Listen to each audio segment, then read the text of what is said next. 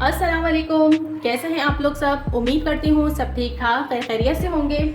आज मैं आप लोगों के लिए बहुत मज़ेदार से चिली गार्लिक पोटैटोज़ या पोटैटो बाइट्स कह लीजिए, उसकी रेसिपी लेकर आई हूँ। और आइए इसे बनाना शुरू करते हैं। यहाँ सबसे पहले कढ़ाई में मैं थोड़ा सा ऑयल लूँगी।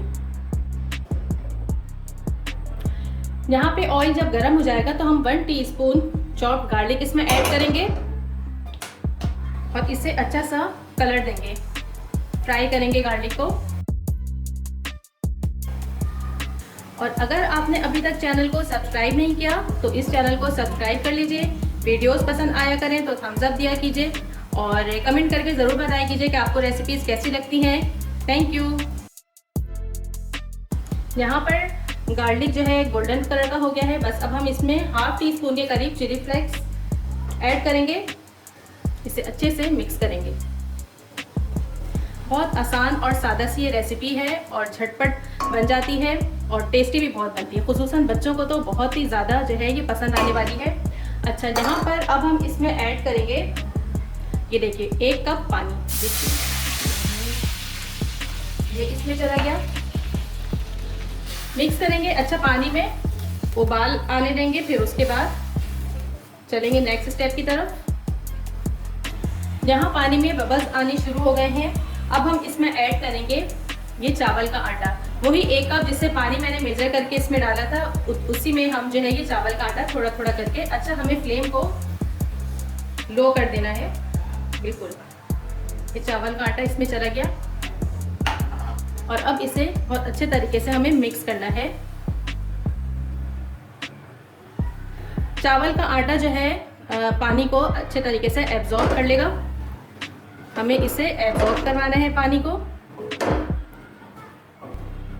ये देखिए यहाँ पर आटे और पानी दोनों यकजान हो गए हैं। बस अब हमें इसे फ्लेम ऑफ कर देना है और प्याले में निकालकर इसे ज़रा ठंडा करना है। अभी ये बहुत ज़्यादा गर्म हो रहा है। यहाँ पर मेरे पास 3 बड़े साइज़ के आलू थे जिसे मैंने बॉईल कर लिया है और इसे जो है ग्रेट करना है। इसे मैश बिल्कुल भी नहीं करना, इस चीज़ का ख्याल रखिएगा। अच्छा, यहाँ पर हमारा जो आटे वाला अमेज़ा था वो भी ठंडा हो गया है। इसके अलावा जो आलू हैं ये भी हमने ग्रेट कर लिए हैं। अब हम आलू को इसमें ऐड करेंगे। यहाँ इसमें जाएगा नमक,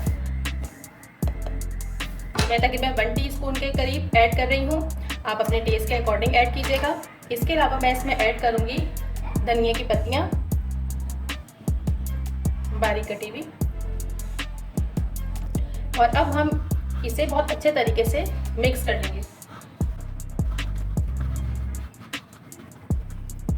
यहाँ पे देखिए मैंने मिक्सचर को अच्छे से मिक्स कर लिया है और ये अभी चिपचिपा हो रहा है। तो अब हम इसमें जो है 2 खाने के चम्मच कॉर्नफ्लोर ऐड करेंगे। हमें इसे एक डो की शक्ल में लेकर आना है। इस तरह से मिक्स करेंगे। ये देखिए यहाँ पर ये हमारा मिक्सचर एक डो की शेप में आ गया है। अगर आपको बहुत ज़्यादा लिक्विड लग रहा है और हैंडल नहीं हो रहा तो फिर आप इसको मैदा डस्ट कीजिए और उसके ऊपर इस पे सरफेस पे अच्छे तरीके से, जैसे हम पिज़्ज़ा की डो को करते हैं ना, अच्छे तरीके से गूंथते हैं, आप उस तरह से कर लीजिएगा, ये सेट हो जाएगा। अच्छा, यहाँ पर मैं अब इसके अंदर 1 टीस्पून कुकिंग ऑयल ऐड कर रही हूँ।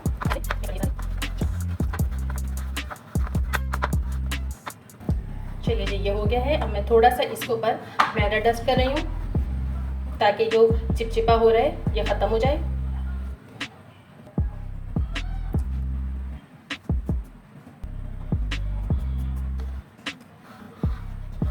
ये देखिए मैदा इसमें डलेगा, ये आसानी से हैंडल हो जाएगा आपसे।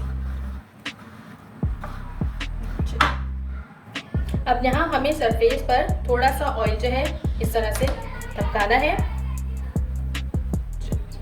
और अपने हाथों को भी ग्रीस कर लेना है। ये रही हमारी डो। इसमें से हमें एक छोटा सा पोर्शन लेना है। ये देखिए इस तरह से, और इसे लेके अब हमें इस तरह से रोल कर देना है।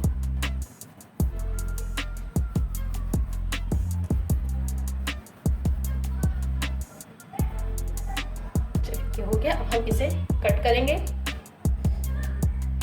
ये देखिए, ये हमारे बाइट जो है मैंने बाइट साइज में से कट कर लिया है और इसी तरह से हम जो है बकिया और भी कर लेंगे।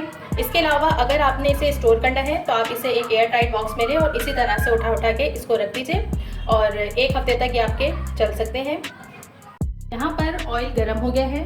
अब हम इसमें 1 बाय 1 इसे डालते हैं इसमें और बहुत अच्छा सा हमें इसे गोल्डन कलर देना है।